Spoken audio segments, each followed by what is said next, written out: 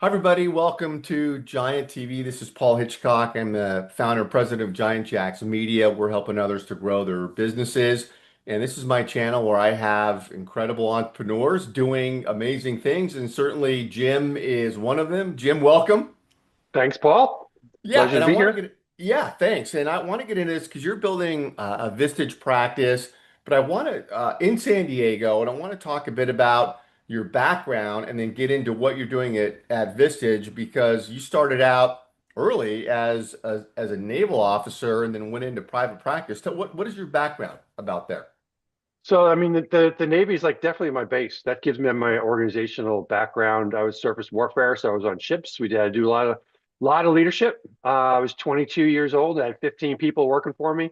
A lot of responsibility really early, and you have a lot of reps to do leadership because you're on a ship because you have your people who you're in charge of, but you also have your watch stations and you have different ones, import at sea. So you're dealing with different people and different circumstances, so you're getting a lot of experience of dealing with people in different scenarios like all the time.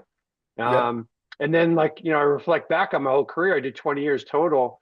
Overall, it's like, yeah, I did a lot of different things, and that helps me to understand different companies because Of course, I yeah. worked in the Pentagon, which is you're dealing with very high level leaders, diplomatics, type of stuff.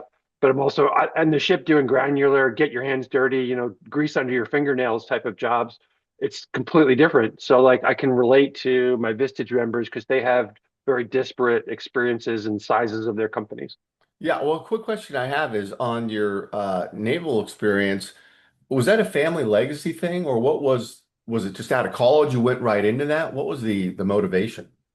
I just love the whole military thing. I love the romance of the Navy of like being on the ship and like, sailing through the night and through the big waves and stuff. I don't know. That's what I was attracted to. I love it. Um, Pirate, part pirate inside of yeah, you. part pirate is like I like that. I didn't want to be in foxholes and be like dirty and wet. So like we had linen tablecloths and we had silverware and nice plates to eat off of every day. Hilarious. No, that's great. And then you went on to some very important roles as a chief operating officer for the company. How did you transition into that from your service? You just jump into it. Yeah, I mean, yeah. the crazy thing, I get out and you're in this socialistic environment where everything's taken care of. Your medical, your dental, you have 30 days vacation. And I rolled into being full commission doing recruiting. And, you know, that was like a wake up call. They didn't even have healthcare when I first started. They got it a little bit after that. Um, Wow. and then eventually I started my own recruiting company, and then I got into a publishing company, and then I got into wine gift company. I did that for Yep. 10 years. But the operations is like the natural part of me, like just making things work, making the trains run on time. This just comes supernatural to me. And that's what a lot of the companies, that's their weak point is the operations. You get this visionary leader, great ideas, fearless. They started a business where most people would never start a business because it just doesn't make sense to like jump into that deep end to Yeah, start a business. When you look at pencil out the numbers, you have to have yeah. that leap of faith, and most people don't. So those visionaries have that, but then they're not good at the details. They're not good at figuring out, having meetings and having the meetings on time, having consistent one-to-ones or whatever it takes to be consistent in all those details. They don't have that. So I help them understand that they really need somebody like me to help them to flourish in their business. They need that visionary integrator model to make it really work really well. Yep, love it. And this gets into the Vistage practice you're building there. So, give us a little flavor of what happens with your Vistage group there. Why you're different in a different group you're building there. Um, I run CEO school. I came up with this one a friend of mine, she shared that with me. I was like, wow, that's exactly, we take them in there and we help them understand what it means to be a CEO because most of them are just doing the work in the business. They're a lawyer and they run a law firm. Well, they're just being a lawyer. They're Right. not being a business owner.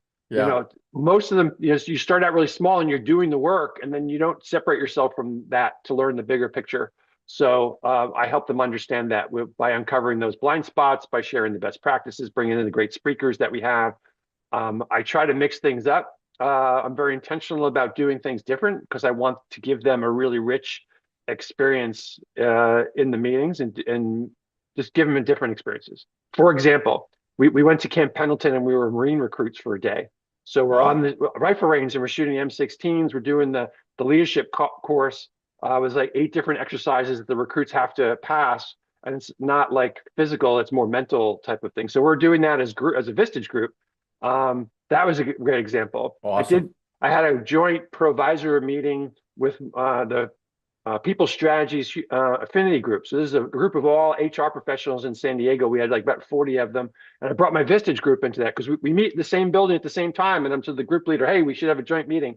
So we had a joint meeting. We bring in the CEOs together and all these people strategists in the same room, and we're talking about people strategy issues. And so we have a CEO perspective and we have a trusted advisor perspective, and they're just like coming together and understanding each other. It was like that was like beautiful. So I try to put Oh, my that's great. people into unique situations like that to give them, Yep. outside the box. Yeah, no, for sure. And so you're meeting every month, all the CEOs get in a room. Describe that scenario. Where are you meeting? What's going on when you all get together? So half our meetings are like we have one. Insperity is a great sponsor for Vistage, and we meet. We have a great conference room in San Diego. It's in Del Mar, so it's pretty centrally located. Half Nice, the other yeah. time we're meeting at people's locations, which is what I prefer to go to their location and meet their people, and their people can meet us. They can participate in the easily because I'm always allow guests into our meetings when we have the speaker. So the speaker portion is always open for them to bring their employees. Hmm. So they'll get more value out of it. I think it's a value added for their employees to sit in the room to hear the same thing so that they can go back and collaborate. But in the meeting, so we get speakers, we're sharing, we're giving updates. People share on things that they've had successes on, so we learn from them. It's like you hear the same thing like 5, 6 times and you're hesitant, but then someone says, "But I had really good success," and then you're like, my ear perks up and like, well, what was that success look like? What'd you Yeah. get? And like, no, maybe I really should lean into that whole mission, vision, values thing because I thought that was a bunch of touchy-feely stuff. But no, that really gets us aligned and makes everything else easier. And it's easier to make decisions. It's easier to give decision rights to people if they understand what the mission, vision, value is in the company, in your company. But we spend half the time doing what we call issue processing. I Yep. call it docs, decisions, opportunities, and challenges. Hmm. Hmm. With the thing that's keeping you up at night that you're worrying about, that's the thing that you should bring into the meeting. That's what we should be talking about and helping people with those. Yeah, I've heard a lot about that from you and others. I'm always amazed by that because what I hear, and maybe you can confirm this with your own group, is that the CEOs come in there and it's not a fluffy meeting. I mean, they are getting into the trenches with each other, the issue processing in particular, where it's highlighted for one CEO bringing the issue and they're making themselves vulnerable and stuff's happening. I mean, would you describe that? Is that a fair description of what's going on? Oh, absolutely. Yeah. Our operating value for this month is carefrontational. So It's we have one operating agreement every month that we talk about, and this month it's carefrontational. So carefrontational is it's a Vistage word.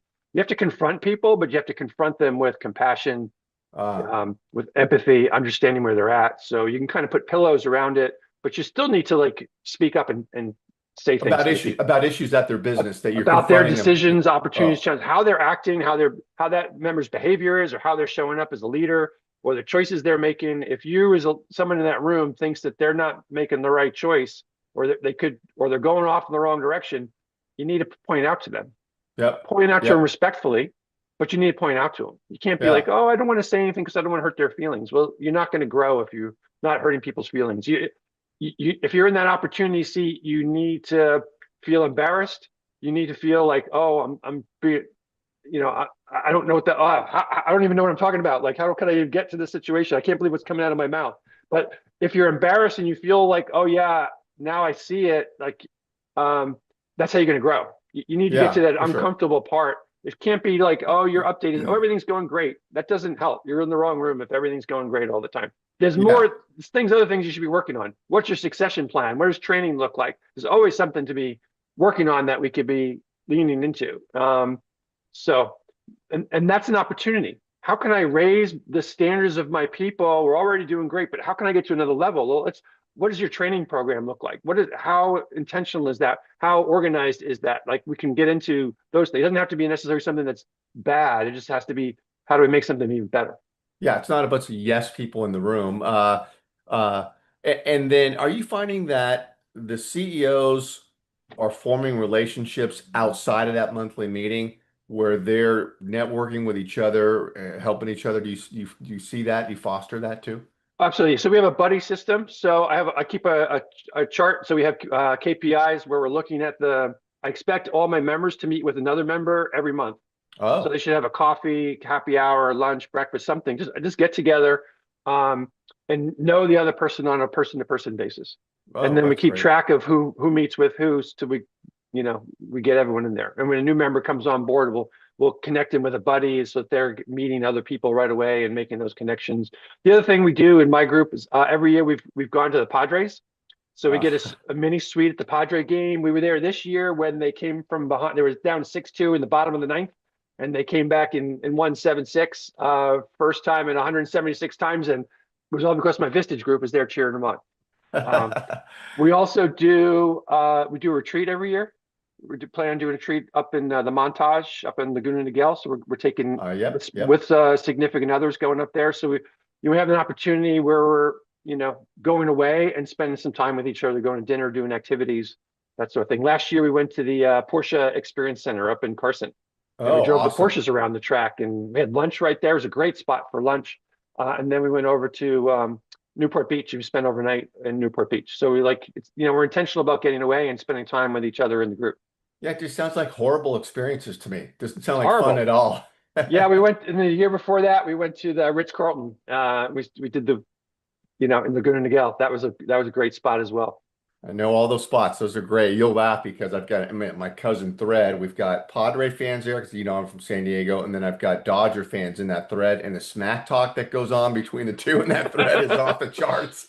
Oh Yeah, yeah, yeah, it's great. And then you're doing one-to-ones as well with your CEOs. Is that right? yeah, that's part of the Vistage model. So that's one thing that's different about Vistage is like you have a paid professional that's running the group. And I do a lot of work to like prepare for the Yeah, meetings and yeah, make sure yeah. that goes really well. Uh, so I'm not, I'm getting paid. I'm not a volunteer. We might be distracted. But part of it is also I'm doing one-to-one. So I'm a coach with my members. I meet with them typically about 90 minutes. I find is like the sweet spot to meet with them. I meet them with them every month. We schedule those out.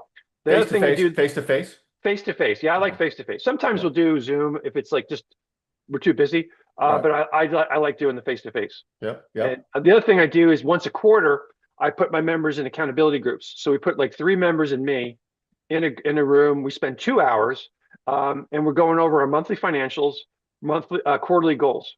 So we're bringing the monthly financial package and we're sharing them around the table and look at those things to raise up our financial acuity KPIs. I'm looking at what's your dashboard look like. Let's share that. We're learning best practices because like I'm looking over the shoulder, I'm seeing what someone else does. Like Yeah, maybe I should do it that way. yeah. Why do you have a dashboard and I don't have a dashboard for my people? Like, oh, maybe I should have a dashboard. That's how we're raising thing up. So I put the same members in for a year and then we switch it a year. So they get 4 meetings out of the year instead of the one-to-ones for those quarters where we're meeting as a group. And then we also do like mini issue processing everyone has like about a little bit of time to talk about something that's going on. And we just talk about it in a more informal setting. And people really like that contrast between the one-to-one coaching, the small groups, and then the bigger groups. God, I love it. It sounds intense and amazing. Last question I want to ask you is who are you looking for now to fill seats there? What industry and what's that person look like? So that's a good question. I have two groups. I have a small business group and I have a chief executive group. The chief executive group is really like 5 million and above in gross revenue, but really developing their C-suite that they have more time to disengage and really be the CEO. And then the small business is less than that, maybe even up to 10 million in that range, but really just developing their first line manager. So they're starting to get their processes down. They don't really quite have systems yet. So they need help. How do I get to that next level? And bust through that. And I had a lot of small business experience, so I can help them do that. But I'm looking for people who are growing. I mean, physically, mentally themselves as a person, they want to grow. They want to become a better leader. And they also want their business to grow. A lot of people have like lifestyle businesses and they're happy just making whatever, and that's okay, but that's not going to be a good Vistage member. You have to want Yep. to lean into to grow. I mean, why would you show up every month to spend 8 hours in a room if you're not willing to grow. I mean, Right. Yeah. you have to want to grow. You have to be open-minded too. So that you have to not be the person like, that's not going to work. We tried that 5 years ago and it's never going to work. It's like that person's not the right person in the room either. You have to like want to lean into a new idea. I encourage my members, just take one idea every meeting, every interaction, every one-to-one, every meeting, just have one thing that you're going to be accountable for that you're going to implement. And that's, you get that 1%, just get over time is just going to like just take off. I'm looking for people from diverse industries. So I have a lot of seats in different areas. I need some in hospitality, manufacturing. We could use somebody. I would love anyone in accounting. Would be really good to give this bolster us in that area. But it would be helpful. Anyone in human resources type of companies in there. We have really unique ones. I have Power Sport Auction Company. They Oh. sell business to business selling motorcycles. They basically the market for that in the U.S. Oh. Oh. So Wow. something like does that. I have a company that's a niche M&A firm that only deals with wealth management companies. So independent wealth managers that want to retire, they can go to this company and they will help them find a match to sell their business to. That's like a Oh, really interesting. like we have really unique businesses and very Yep. disparate, but they learn from each other because Yeah. everyone has something to contribute on that. So businesses that want to grow, businesses that want to get to the next level, people that are tired of being isolated, stuck on their island. I get that from a lot of my members. I'm stuck. I have no one to talk to because either you're paying people or you're looking for promotion or they want something from you. But here in the peer group, they just want to help you grow. They're Yeah. not getting Yeah. anything from you. They're just helping you and they want to help you and they'll lean into that. Um, we have people like to just literally put your arms around everyone to help them get through the rough spots.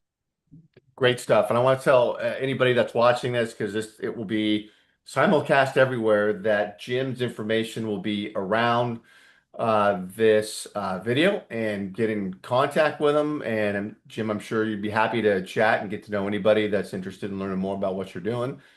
So yeah, Yeah, definitely. awesome. Yeah, great. Jim, great stuff. I know we're talking again, but thanks for doing this.